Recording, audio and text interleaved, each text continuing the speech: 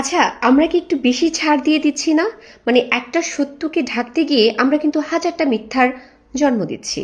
আমি ডিসি মাসুদের কথা বলছি যে হ্যাঁ, আমরা মাদককে না বলবো, মাদক নিরাময় করার ক্ষেত্রে আমরা সাধারণ মানুষ যারা আছি আমরাও হচ্ছে পুলিশকে সহযোগিতা করব। মাদক বন্ধের ক্ষেত্রে আমরা বদ্ধপরিকর। কিন্তু একজন পুলিশ অফিসার, সেটা ডিসি মাসুদ না, অন্য কোনো পুলিশ অফিসারও হতে পারত। একজন পুলিশ অফিসার সন্দেহভাজনভাবে একজনের উপরে কি প্রহার করতে পারে? এটা কি আইনের মধ্যে পড়ে? ওই যাকে সে আসামি ভাবছে বা যাকে সন্দেহ করছে, সে কি পালাতে চেয়েছিল?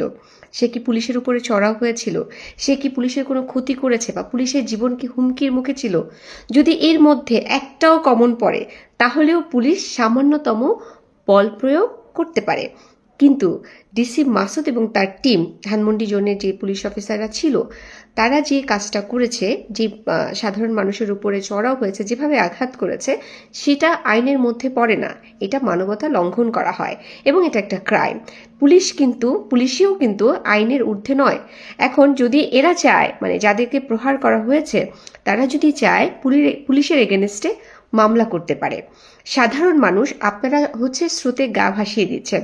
আইনটা আপনারা আগে জানেন। দেখুন, আমরা চাই না বাংলাদেশে মাদক থাকুক, কিন্তু আমরা এটাও চাই না যে একজন পুলিশ অফিসার, যিনি কিনা হচ্ছে পুলিশের পোশাক পরে আছে, পুলিশের পোশাকটাকে সে মিসইউজ করুক।